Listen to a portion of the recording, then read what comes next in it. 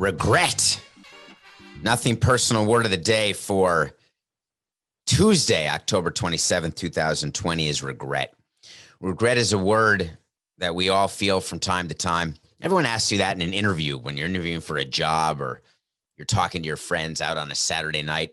Although I don't remember going out on a Saturday night because of COVID. Hey, do you have any regrets?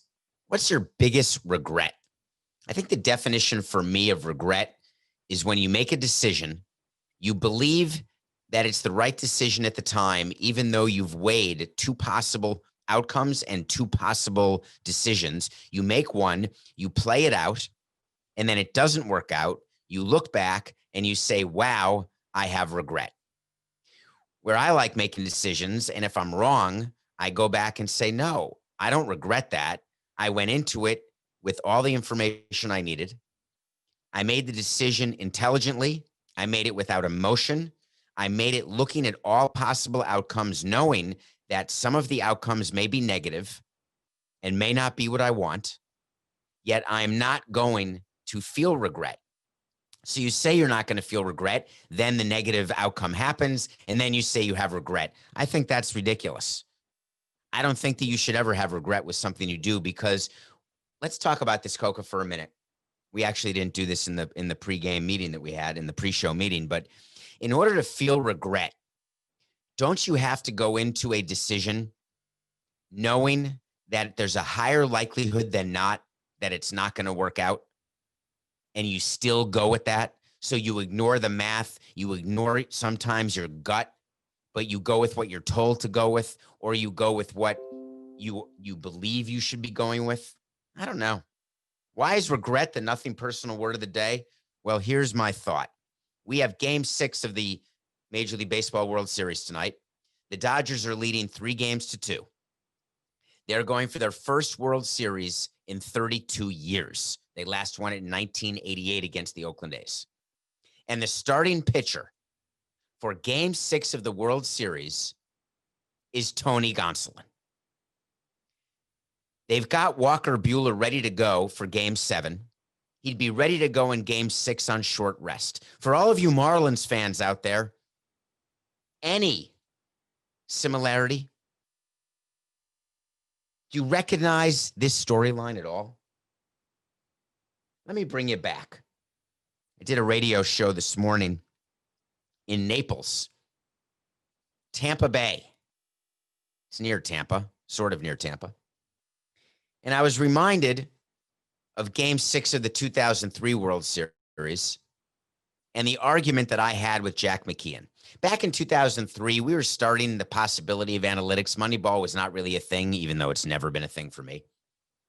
We had information to go with, but Jack McKeon, who we had brought in during that season, was brought in to turn around a team that we believed could be better and was not performing under Jeff Torborg, who we had brought in to replace Felipe Alou at the Expos, and then brought Torborg over when we moved from Montreal to Florida. Remember Torborg? He was manager of the Mets for a while. So Jack McKeon did a lot of gut work. He had been a very successful manager, but had never been to the World Series. He was old school before it was hip to say that we're new school and let's not be old school.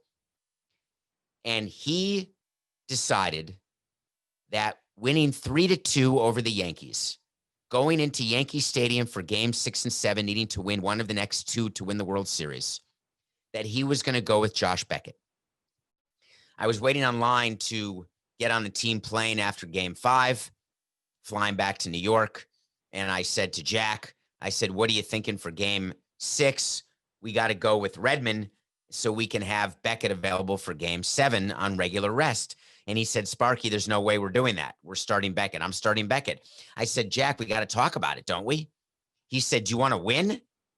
Well, I'm not waiting around for a Game 7. He said, Sparky, let me tell you something. In a Game 7, there is no way to properly analyze or predict what can happen. You can have the best team in baseball. You can have the number one starter, the ace, the Cy Young Award winner, the MVP. You can have every advantage possible, home field advantage, momentum, whatever the case may be. And you can give up 7 runs in the first inning. You could have an offense that gets no hit. Sparky, I've seen it all. We've got to win game 6. And to win game 6, we are going with our best. And Beckett can pitch on short rest. We don't need to baby him. And he wasn't signed to a long-term deal. He had no idea at that time that we were going to trade Josh Beckett to the Boston Red Sox. We didn't know we were going to trade Josh Beckett to the Boston Red Sox to get Hanley Ramirez and Anibal Sanchez. That was the Beckett-Lowell trade. I think, by the way, that's a funny story, Coca. That was a trade that happened on Thanksgiving. Well, one of my kids had food poisoning, was vomiting. I was away from the table finishing that big trade with Larry Lucchino and Larry Beinfest. That was funny. Any case, so I'm having this discussion. I said, Jack, I just don't agree. I think that we've got to keep Beckett fresh. And his point was this. If you're going to lose, you're going to lose with your best, and you are going to avoid a game 7 at all costs. The Dodgers, on the other hand, have chosen the exact opposite philosophy. The Dodgers will tell you that they have all of the analytics. Andrew Friedman and all of his smart baseball people, and you know my view of Andrew Friedman, he is terrific. What he did with Tampa and now what he's doing with the Dodgers, although without a ring, none of it matters. He has told Dave Roberts that going with Tony Gonsolin and going with a bullpen game in a clinching possible game 6. Wait, it's not a clinching possible game 6. It's a definite game 6 that is a clinching game. That going bullpen is the way to go. Now, the Dodgers bullpen during the World Series has a collective earned run average of 5.57. Small sample size, but it's true. The bullpen has not been all that effective. What's the downside? What's the regret that Andrew Friedman could feel? And I'm not going to mention Dave Roberts because this is not his decision. Andrew Friedman loses game 6 tonight. Blake Snell steps up. Finally, the Tampa Bay hitters, other than Arozarena, get some clutch hits. And we go to a game 7 tomorrow night. Game 7 tomorrow night would be Charlie Morton, the greatest game 7 pitcher of all time, period, against the ace of the Dodgers, Walker Buehler. Walker Buehler could go 7 strong tomorrow in a game 7, or he could be knocked out in the 3rd inning. Charlie Morton could get hit around like he did in game 3, or he could do his normal 6 innings of game 7 work, not giving up a run. It is a straight 50-50 shot, period. How are you going to feel if you are the Dodgers, where you will now be 8 years into your run of winning divisions? You will have lost 3 World Series in 4 years, and you will be ringless. If that's not the definition of regret, then I don't know what is. Now, what is the other side of that story? It's that the bullpen works fine tonight for the Dodgers. Gonsolin goes once through the order at best, although I don't think he'll even have a chance to go 9 batters in. They start parading out reliever after reliever. It ends with Kenley Jansen in the 9th inning, closing out the game and finishing and winning the World Series. Now, if I'm the Dodgers, I'm looking at the Rays and I'm saying, who's hitting on the Rays? Brandon Lau's hitting 143. Adames, the shortstop, can't get a hit if you paid him. He's hitting 176. Don't even talk to me about Zunino, who his batting average is Blutarski's grade point average. 0.000. Now, he does have a walk, but he is 0 for 13 with a walk. The Rays are batting .228 this World Series. They simply cannot hit. Blake Snell has proven that he can't go past the 5th inning. He hasn't done it all year. Nick Anderson, part of the stable of bullpen arms that Kevin Cash has relied on so heavily, has been scored on 6 straight. Castillo, their closer, has been forced to work in the 5th or 6th inning in 2 games this World Series, maybe more. I think 2. Can't remember. Fairbanks, their other big arm, has gotten scored on. Loop has been mediocre. The Rays, when they get runners on, can't get them in. The Rays are hitting 220, 223 with runners in scoring position. The Dodgers are counting on that trend to continue. There's an expression we like, the trend is your friend. It's hard to have a trend after 5 games, but maybe there is a trend. But if there's also a trend, that means that the Dodgers won games 1, 3, and 5. The Rays won games 2 and 4. It would seem to me the Rays will win game 6. That would be back and forth, back and forth, back and forth. And if we're going to go with that trend, that would mean the Dodgers would be favored to win game 7. All of that is to say, I'm not buying it. The risk of regret is far too great. We're going to see what happens tonight in a game 6. Will we be celebrating if you're a Dodger fan? Or will we force what will become the greatest? It's my favorite thing in sports. You know I love game 7s. We had 2 game 7s in the league championship series and a game 7 in the World Series. That'd be great for baseball because there'd be 21 games broadcast, which would help with the make goods that the league has to give. We're going to talk about that later in the show. We have a lot of business to talk about later in this show. But I'm going to give you a pick. And I'm going to risk that I'm going to be, you know, that Twitter account, Freezing Cold Takes or Old Takes Exposed, when they keep track of what people say and then they have at them when they get it wrong. Well, my pick tonight in the Nothing Personal pick of the day is the Rays. You know, I've chosen the Rays almost every game. So I'm 2 and 3, I guess, in the World Series. But I think we're up money because the Rays are always underdogs. We lost our pick of the day last night. Did you watch that Bears game, Coca? Are they the worst 5-1 team of all time? I think they are. What was I thinking? Anyway, the Bears lost 24-10. We're down to 30-27 with our picks of the day. We're only up a field goal. We used to be up a touchdown. We're going the Rays in game 6. And I'm going to tell you about a wait to see right now. Wait to see's on Nothing Personal is when we say something's going to happen. It's not necessarily a pick. It's just something. And then we'll revisit you all the time. Did it happen? Did it not? We'll take blame. We'll own it if it didn't. I'm doubling down. I've got an earlier wait to see on Nothing Personal that the Rays win the World Series in 7. I'm doubling down on the wait to see, and that is I'm not leaving Stamford, Connecticut just yet. The Rays will win game 6. You wait to see. You pick that game. You bet that game. Even if you don't bet, you don't have to bet it, but just tell people the Rays are going to win. I think Blake Snell will have the best start of his postseason. He will get through 5 full innings. The bullpen will lock it down. The Dodgers will be a little tight because the other little factor that comes in, one of the things that we do when we talk to players before a game. So as I told you, during the regular season, you're dealing with meetings pre-series where you have a hitter's meeting and a pitcher's meeting. The hitters get together and talk about the opposing team's pitching staff. The pitchers get together and talk about the opposing team's hitters. During the postseason, you're having those meetings every game. When you look at what you have to face, the first thing you do is you're looking at the opposing team's starting pitcher.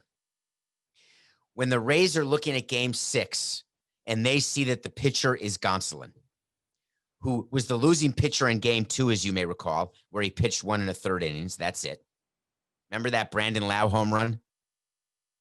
In any case, they're looking at Gonsolin and they're saying, we got him. We can win this game. It gives the hitters this sense of relaxation. But it also gives your own starting pitcher this feeling of invincibility. Blake Snell is going in saying, I'm not facing Walker Buehler. I'm not facing Cy Young. I'm facing Tony Gonsolin. That's it. So I think that combination leads to a Rays victory in game 6, and we get to come back on Nothing Personal tomorrow and preview a winner-take-all World Series game 7. Can't wait. Literally can't wait. Okay. I want to thank you. I need to get this in right now. It is now October 27th. We're going to have an end of month mailbag bonus episode where you ask questions and I answer them. Please go to Apple and write a review on Apple and rate it 5 stars and write a review and ask a question. I think the October mailbag is not quite filled. So if you have a question that you want me to address during these end of month mailbag episodes, please go to Apple, rate, review, and put a question in the review. If you're watching this on YouTube, thank you. Nothing Personal with David Samson is the YouTube channel. And then if you're listening, you can't see that I'm wearing the World Series ring. I only get to wear this ring today and tomorrow if there's a Game 7. Please download, subscribe, tell your friends about Nothing Personal. When we come back, we've got a big-time movie review. Aaron Sorkin wrote a movie that I watched yesterday, and then we are going to get to the business of baseball. There are a lot of people in baseball without a job today, and I don't mean managers and general managers. I mean people on the business side, scouts, people in player development, and we've got to talk about that. When we come back, we're going to talk about Chicago. Welcome back to Nothing Personal. Thank you for sticking around through the commercials. I'm told they help pay the bills, which is a good thing if you want Nothing Personal to keep going. And I know Coca does. I watched a movie that came out on Netflix, straight to Netflix. Is anyone going to go to a movie theater again? I was just talking to a friend about this, or maybe it was a sibling. I can't remember. I was talking to someone about movie theaters. Movie theaters are beginning to open again. I really have zero interest in going to a movie theater, and I'm a total cinephile. Great movies are getting straight to Netflix, straight to Hulu, straight to Amazon, straight to on demand. I'm willing to pay $14.99 to watch a movie in the comfort of my own home, even on an iPad, because I don't really want to go into a theater. I'm not even sure it's COVID related. It's just sort of inconvenience related.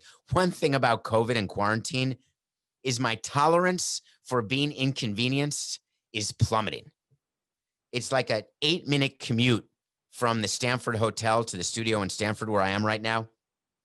Anytime I hit a red light, my frustration tolerance level diminishes and I get hugely impatient. So you know how when you're at a red light and you're supposed to go left, but you could go straight and do a U-turn and then make a right turn to be on the street you would have gone if you had just gone left at that light? I'm now the guy who doesn't wait for the left turn light to turn green. I go straight on the green, do the U-turn, and then make the right on red. I'm a little crazy that way. Well, there's a new movie. Aaron Sorkin is the screenwriter, A Few Good Men, West Wing. You've heard of him. Unbelievably talented, brilliant. The Newsroom, people didn't like it. I loved it. That show on HBO with Jeff Daniels. He did a movie called The Trial of the Chicago 7. Every time you go on Netflix, it's right there. They want you to watch it. I had no idea. I was born in 1968. In 1968, there was a presidential election. The Democratic convention, which was supposed to be, that's the one that was supposed to be in, where was it, Coca? I think the Republican convention was supposed to be in Milwaukee and got canceled. Or was that the Democratic convention? No. The Republican convention was supposed to be in Carolina and Florida. The Democratic convention was supposed to be in Milwaukee. Anyway, it didn't happen. But that year, the Democratic convention took place in Chicago. There were a bunch of protests, a bunch of riots, and the Chicago police either started or didn't start a riot that resulted in the arrest and trial of what became known as the Chicago 7. Part of the Chicago 7 was a man named Tom Hayden. Tom Hayden would grow up to marry Jane Fonda, be a long-term politician. Part of the Chicago 7 was a beatnik. Is that the right word? Coco, what's a beatnik? Have you ever heard that word? I think it's Beatnik. Beatnik, named Abby Hoffman. Jerry Rubin, one of the Chicago 7. Actually, that's not true. The Chicago 7 used to be the Chicago 8, and Bobby Steele, who was the head of the Black Panthers, was also arrested, but it was declared a mistrial. There was a judge played by Frank Langella in this movie. Judge Hoffman, no relation to Abby, who was what's the right way to describe him? Incompetent. You know, with Election Day coming up a week from today, Election Day is a week from today, folks. Please make sure you're voting early.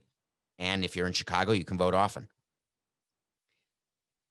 When you go down ballot on your election ballot, sorry, Coca, this is totally off the rails, although we're talking about the trial of the Chicago 7 and the fact that Judge Hoffman was totally incompetent.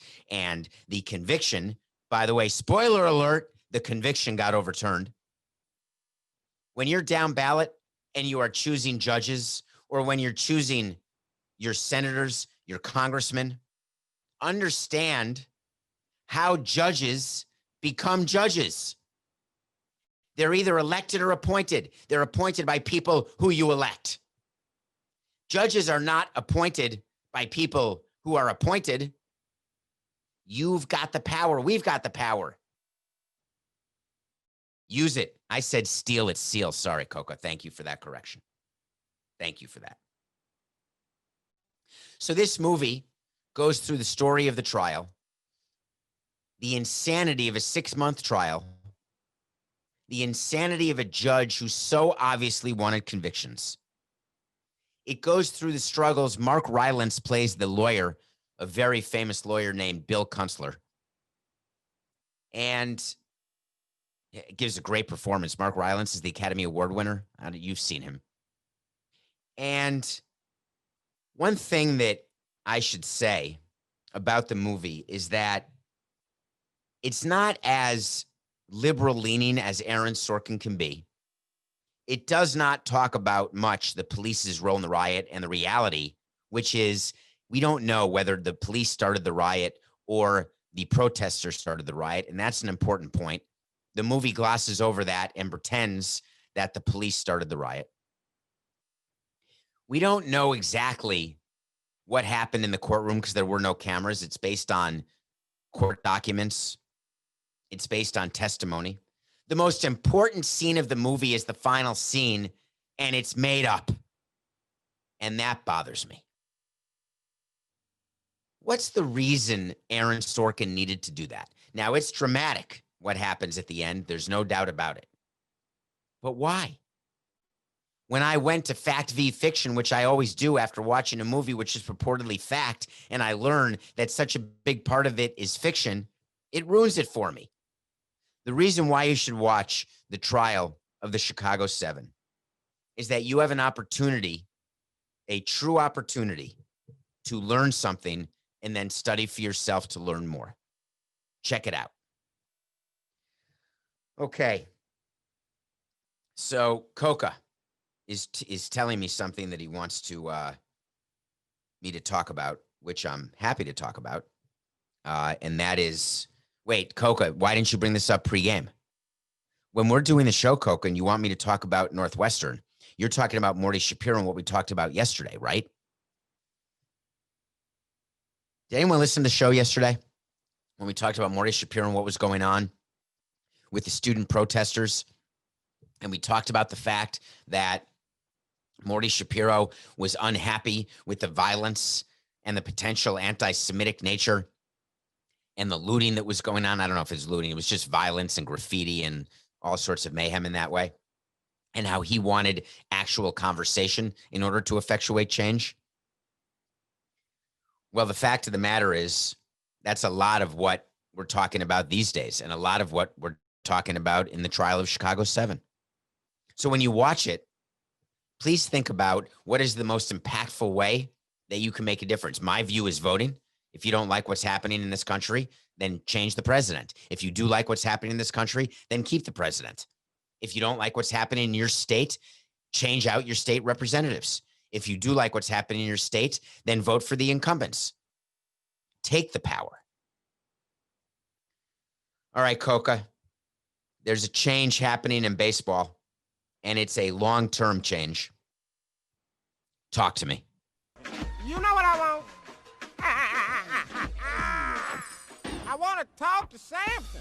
So I want to talk to Samson. I don't want to talk to Samson. I hear myself every day. People get into my Twitter at David P. Samson. Please follow me because that stuff matters. I can't figure out why, but it does. It's not like I'm peddling products, I guess, other than nothing personal. Wouldn't that be amazing to have enough followers that you'd get paid to wear Spanx Yes, I wear Spanx. How about the skinny jeans? I don't really have skinny jeans. I just have small legs. I'm tweeting that I like Spanx. Give me $1. I think you get paid more than $1 if you have a lot of followers. David P. Samson, get into my DMs, ask a question.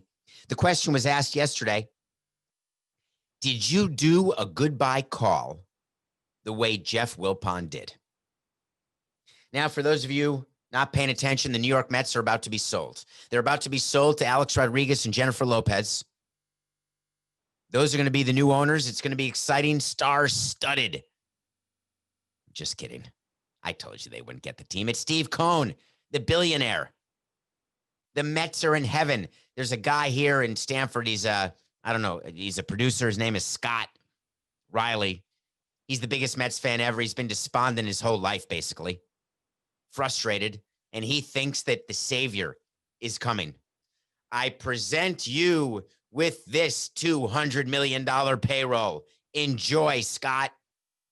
Nah, not going to happen that way. But he's going to come in, and there's going to be a lot of changes with the Mets.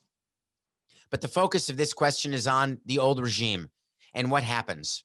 When there's a change of ownership, there's a huge, huge amount of anxiety for all employees on the baseball and the business side. And it's not business related, which we're going to talk about next, and the issues that are going on around baseball now. This is about when a new owner comes in, very often the new owner is going to make changes. Sometimes they even will want a new president. Get it? That was me. Sometimes they'll want a new GM. Get it? That's Brody. Sometimes they'll want someone new in sales, in marketing.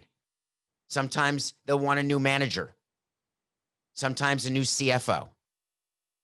You don't know what a new owner is going to do until a new owner walks in. And when a new owner walks in, by definition, he or she or they will want changes. And the changes they will want will not necessarily be for the better. It is the true definition of change for change's sake. When something isn't going the way you want it to go, you make changes because you want to try to make it better. That's not change for change's sake. When there's failure, you make change because you need to change failure from success. The greatest expression I've ever heard is the definition of insanity is doing the same thing over and over again and expecting a different result. That is insane. So new owners come in and say, I'm not going to settle for that. The Wilpons have owned the Mets for decades. Fred Wilpon, the owner. His son, Jeff Wilpon, is the part owner and chief operating officer, has run the day-to-day operation of the team the same way I did for 18 years. Yesterday, Jeff Wilpon, it was reported, did a phone call with his employees. And here's how the phone call would have gone had I done one. Wait a minute. I did do one. I knew very well that I wasn't going to be retained by Jeter. I knew that the sale was going to go through and that Bruce Sherman would be voted as the new owner of the Marlins with Jeter as his mouthpiece and idol. Just like Jeff Wilpon knows that Steve Cohen is going to get the team in a vote coming up here in the next week. Ignore all of the BS that you read. There's a mayor in New York. His name is Bill de Blasio. One of the provisions of the ballpark deal in New York that enabled Citi Field to get built is that the mayor actually has the ability to deny a change of control, to deny an assignment of the obligations of the Wilpon-led Mets. Mets fans are panicked. Don't panic. It is perfunctory. Totally. Everyone's worried. Will Steve Cohen get the 23 votes necessary? Panicked. They got excited when the ownership committee voted 7-1 in favor with Reinsdorf voting against. Don't panic. Jeff Wilpon knows for sure, as I do, as you do, as you've known forever, because of nothing personal, Steve Cohen's taking over. So Jeff Wilpon plans a Zoom meeting, and here's what you say when you are saying goodbye. Jeff Wilpon has had his issues publicly and privately. They've been well documented. You know very well that when I was running the team, I had my issues publicly and privately, well documented. You cannot be an effective president and be liked by everyone. If you're one of those people who needs to be liked, don't become a team president. Don't become a leader of any kind, actually. One of the mailbag episodes a few months ago, Coco, we talked about, someone asked me a question about leading and what's it like to be a leader. And I talked about the fact that leaders need followers and followers need leaders. And it's okay to be, leaders are not better people than followers. They're not smarter. They're not more important, because you can't be a leader without a follower. And to know which one you are, that's the trick of life. To be a good president, you've got to be a good leader, and it's not a popularity contest. When you get on the phone with your employees, you get on and you say, thank you. You are humble. I don't know if Jeff Wilpon was. I don't know if he can be, and it doesn't matter. The phone call that I've done with my employees, both en masse and also individually, was letting them know that every single success we had as an organization, a World Series in 2003, a new ballpark in 2012, an all-star game in 2017, World Baseball Classics in 2009, 12 and 16, I can't remember. We hosted 3 World Baseball Classics. The unbelievable process of building a ballpark, of getting a ballpark approved, of securing public financing.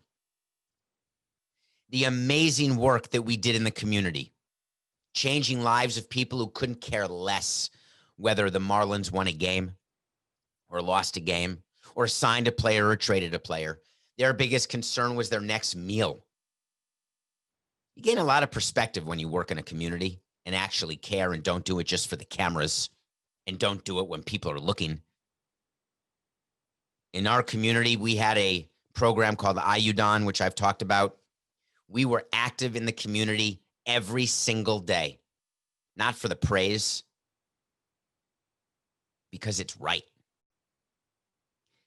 You're humble because you're thanking people who work harder than you do and make 1/10, 1/20th of the amount you get paid.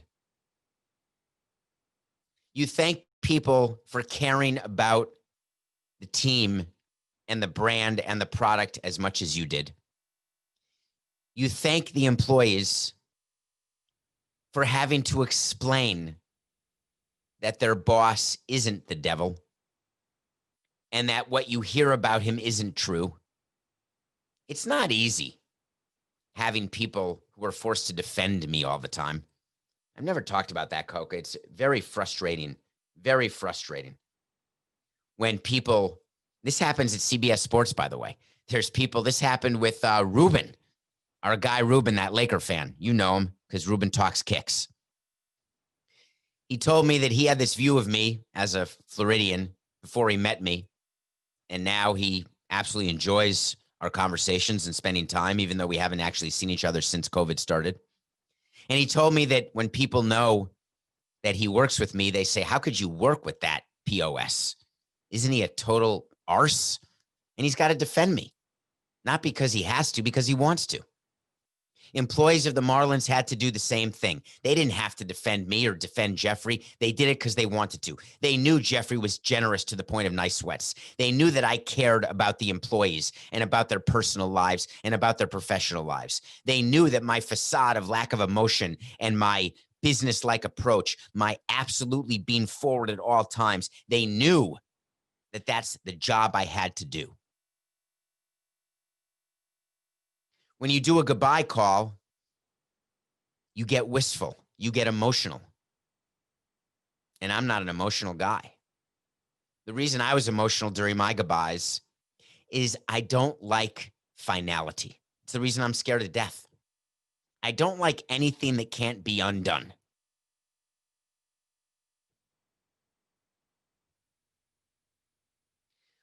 When Jeff Wilpon says goodbye to the Mets, when I say goodbye to the Marlins, when anybody says goodbye, if they do it right, the employees, when they hang up the phone, they get together, they may shed a tear, and they realize that they were part of something great. And that's all I ever wanted. I wanted people to think throughout the entire 18 years together that they were the part of something, a team, a moment, a connection. And I hope that Mets employees feel that, and that when they come to work with a new owner and a new team president, they do their best to be loyal to the new team president, because believe me, the king is dead. Long live the king. That's not just an expression. That's a reality. But that they look back on their years with the Mets and they realize that they helped make memories for millions of people. Thanks for that question. So you want to talk to Samson? Make sure to get on Twitter and give me more. More questions, please. Okay. I want to end the show, as promised, with something that's happening in the baseball world. It's not unique to the baseball world, but it's getting a lot of attention. You know that baseball always is on the forefront of publicity. It's a bunch of private companies that are supposed to act public, and the expectations are they'll be public. You're dealing with people's loyalties and emotions. Well, right now, owners have a problem. And that problem is really, really public right now. Baseball as an industry lost billions of dollars. Rob Manfred's claiming an EBITDA loss, earnings before interest, taxes, depreciation, and amortization. That's not a cash loss. That's a paper loss. Claiming a paper loss in the billions. Cash loss, my guess is close to $1 billion, maybe more. The reality is that 2021 is uncertain in the baseball world. We don't know whether there'll be fans. That's $1, Coca. Damn it. They don't know whether fans will be allowed. If fans are allowed, they do not know what capacity. The big deal in baseball is whether they can get 162 games in. They don't know whether they can. Why that is a big deal is that that will at least give them their full local broadcast revenue. They don't know what the gate revenue will be: food, beverages, merchandise, parking, tickets. When you don't know what your revenue is, you cannot properly figure out what your expenses should be. John Middleton, the owner of the Philadelphia Phillies, was very clear that he doesn't know whether he should sign JT Realmuto. He doesn't know what his payroll should be because he doesn't know his revenue, and I agree. Doesn't matter that he's a billionaire. Right now, articles are coming out saying doesn't matter. Sign players, trade for players, build your team, win. Don't fire anyone. That's the point of this topic right now, Coca. Baseball employees and business employees are being fired. They used to be furloughed, and now they're simply being fired. The reason they're being fired is that owners are going over the budget with their team president. They're being told what to expect, and it's possible what the reality could be in 21. And they're forced to make these decisions. The argument against it that is being proffered is that, quote, it's a rounding error. You fire someone who makes $60,000, it's a rounding error when you're paying some crappy bullpen guy $1 million. When you're a billionaire, what's the difference between losing $10 million or $10.1 million? Do you have to sell your plane, your yacht, your mansion? Do you have to live differently? Get rid of your chef? Ladies and gentlemen, that's not relevant. No one runs a business. No one owns a business trying to lose money on an operating basis. Here is the example I have given, and it's worth it to give it again. When you own a house that you bought for $200,000, and that house is now worth $500,000, but you still live in it. It's really cool to know that you have a house worth $500,000, but that doesn't put cash in your pocket. That's a paper gain. If you don't sell the house, it could be worth $1 million. It could be worth negative $1. It doesn't matter. You're living in the house. You're not selling it. You get a knock on the door because your heat doesn't work and your water's been turned off because you can't afford to pay your water bill or heating bill or electric bill. You say to the person who's in charge, who comes to your door to cut off your power, you say, "Excuse me, my house is now worth $500,000. I'm rich." And that man says to you, "Do you have $30 to pay your bill?" And you say, "Sorry, I do not." The analogy here is that you're right. A team may be worth $1 billion. You're right. The owner of the team may be worth $1 billion. But until you sell the team, you don't know what the team's worth, and you're not capturing that money. And just because you have $1 billion doesn't mean that you are forced to lose $1. Forget 10 million, forget 100 million, forget 10,000. Where is it written that it is my job as an owner of a business to lose money? What about people who own the corner market? Is it their job to lose money just because they're part of a great real estate corner? When I'm forced to make a decision about what to do and I'm running a team, I have no choice but to cut expenses. I may lower the payroll too. And you're right, lowering the payroll by 10 million means I could save every single employee's job, every pro scout, every person in ticket sales, every person in marketing. But I'm going to do both because I don't know what the future brings. Why do I need 50 people in ticket sales when I don't know whether or not there will be ticket sales? Why do I need pro scouts when I now see that I can be just as impactful using video and analytics? I don't need a travel budget. Ever see the movie Up in the Air? I love that movie. If you can cut a budget, you cut it. If you can run your business more efficiently, you do it.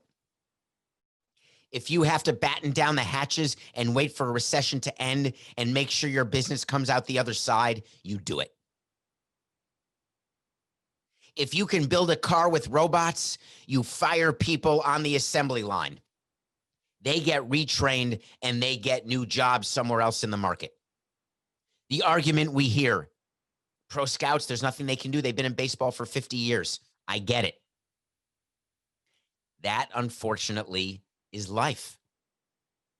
If you have a career, what about the career of people who used to make typewriters?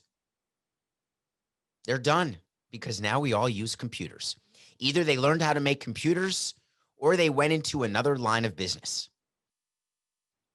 Sometimes progress doesn't help everyone. I feel for pro scouts. I feel for people in ticket sales. I feel for people who can't afford to keep their home. I get it, but I, as a team president or owner, can't help everyone. I'm going to have a team that is going to be operated profitably and correctly, because when the time comes to hire again, because revenues are up again, of course I'm going to hire more people. It may not be more pro scouts. It may be more people in development. People in player development are losing their jobs because there's fewer minor league teams. That's how it goes. You don't need minor league teams with players who are never going to be in the major leagues. We have covered this before. All of the articles you read that criticize team owners and team presidents for making these decisions, just know that I will bet you 100 times out of 100 that if you put on those shoes, you would make those same decisions. That doesn't mean it doesn't hurt. That doesn't mean you wish you didn't have to do it. But reality is reality. And it may be one of the hardest sentences you'll ever have to say to somebody. But at the end of the day, it's just business. Unfortunately, it's nothing personal.